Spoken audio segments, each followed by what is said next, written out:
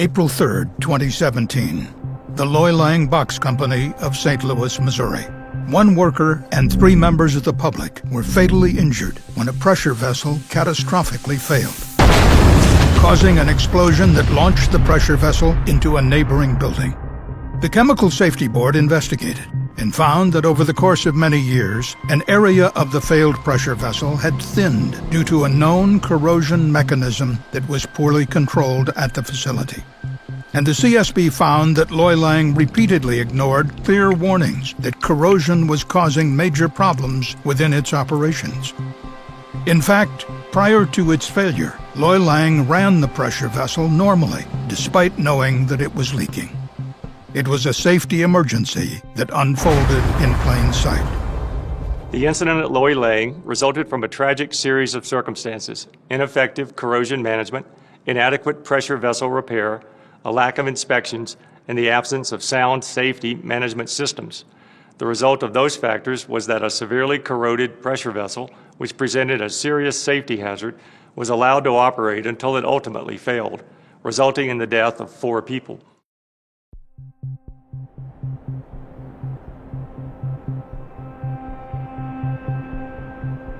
Loy-Lange manufactured corrugated cardboard, which is used to make other products such as boxes and retail displays. Part of the process to make corrugated cardboard involved heating paper using a steam generation system. The steam generation system used municipal water. The water was fed into a vessel called the makeup tank. There, the water was treated with chemicals and heated to approximately 200 degrees Fahrenheit to remove dissolved gases, including oxygen. This was necessary because oxygenated water is corrosive to steel equipment. The water then flowed from the makeup tank into a larger pressure vessel called the semi-closed receiver, or SCR. The SCR was comprised of a cylindrical center and 2 end pieces, called heads. All 3 sections of the SCR were made of steel and susceptible to oxygen corrosion.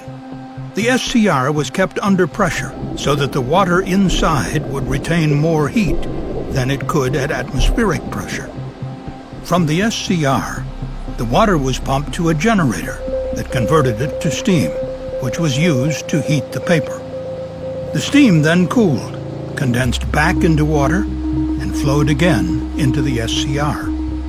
At the end of the workday, Loy-Lange operators shut down the steam generation system, leaving the SCR filled with warm water. At the beginning of the next workday, operators would restart the steam generation system. During the daily startup, operators would initially block the flow of water into the SCR from both the makeup tank and from the condensed steam returning from the corrugation process. At the same time, the water remaining in the SCR from the previous workday was pumped to the steam generator. As a result, the water level inside the SCR would drop from its normal height of about 14 feet to about 2 feet. When the SCR was nearly empty, operators would then allow water to flow into it from the makeup tank. Loy-Lange's steam system was used to heat the water in the makeup tank. But at this point in the startup process, the water in the makeup tank may not have been effectively heated to approximately 200 degrees, so not all of the dissolved oxygen in the water was removed. Therefore, during startup, oxygenated water entered the SCR instead of the heated oxygen-free water used during normal operation. This presented a serious corrosion hazard within the steel vessel. Eventually, hot condensed steam returning from the corrugation process was available, and operators opened a valve to allow it to flow into the SCR, reducing demand for water from the makeup tank. But due to the design of the SCR, water did not flow easily through the bottom head. Operators could achieve flow in the bottom head by opening a manual valve and allowing water to drain from the SCR, a procedure known as a blowdown. But between blowdowns, a small volume of oxygenated water would remain trapped in the bottom head, and over time, the oxygenated water corroded the steel. The potential for corrosion was a known problem. During its time operating the SCR, Loy-Lange experienced at least 3 leaks due to corrosion. In response to a 2012 leak, a repair company removed most of the bottom head. The company patched it with new steel, leaving the remainder of the bottom head in place. But the original steel of the bottom head that was left in place was also thinned from corrosion, and between 2012 and 2017, it continued to degrade and eventually started to leak. On Friday, March 31st, Loy-Lange operators noticed a leak that appeared to be coming from underneath the SCR. A local welding company was contacted to assess the SCR, but was not available until the following Monday, April 3rd. Loy-Lange continued operating the leaking pressure vessel throughout the remainder of the day on Friday, and shut down the steam generation system as normal that evening. On Monday, a Loy-Lange operator began the regular startup process around 6 a.m. At approximately 7:20 a.m., the vessel catastrophically failed. When suddenly exposed to atmospheric pressure, the water in the vessel flashed into steam, greatly expanding in volume. The result was a boiling liquid expanding vapor explosion, or BLEVE. The explosion launched the SCR from the Loy-Lange building and into the air. It traveled 520 feet, crashing through the roof of a nearby business a block away. Other debris damaged a third building as well as a parked vehicle. 1 Loy-Lange operator and 3 employees of the nearby business were fatally injured.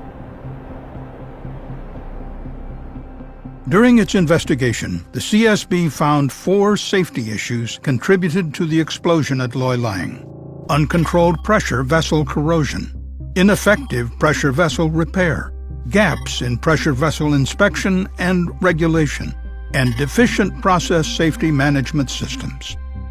The first safety issue is pressure vessel corrosion.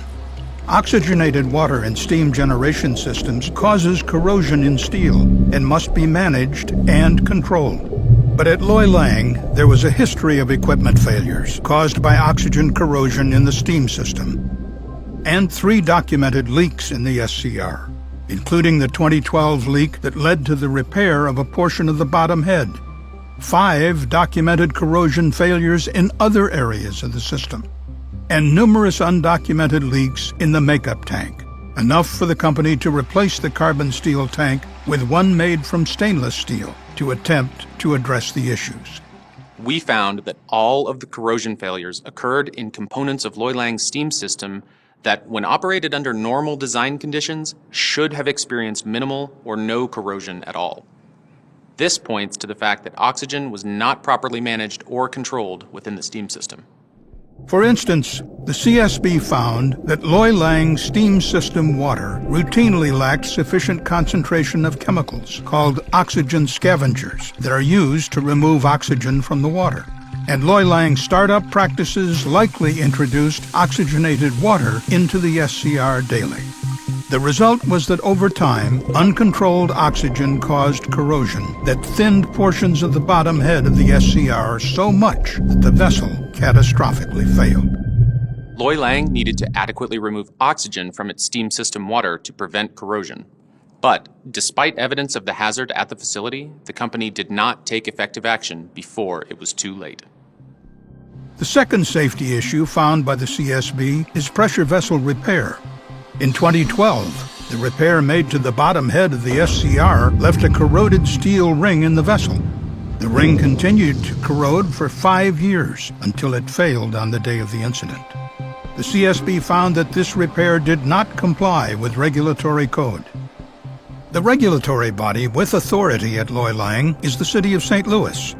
The City of St. Louis Mechanical Code required repairs of pressure vessels to conform to code from the National Board of Boiler and Pressure Vessel Inspectors.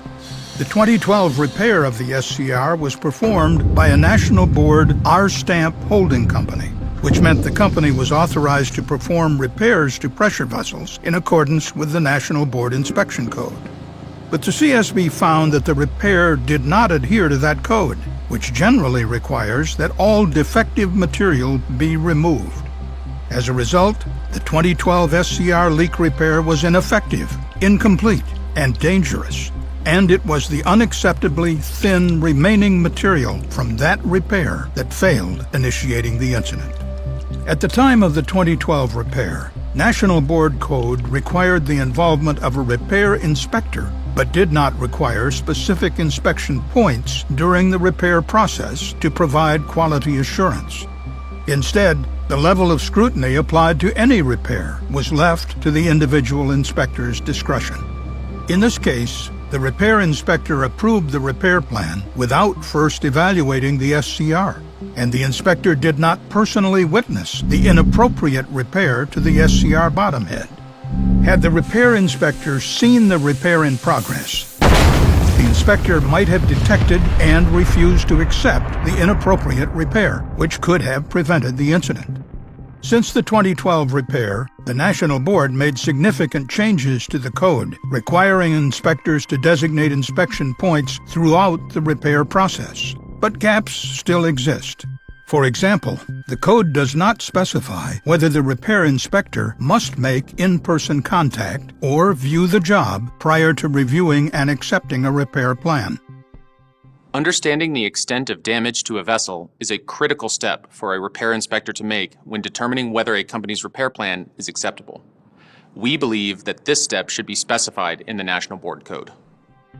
As a result, the CSB made a recommendation to the National Board of Boiler and Pressure Vessel Inspectors to update their rules to include prescriptive elements in the inspection process that would prevent the acceptance of a non-conforming repair or alteration.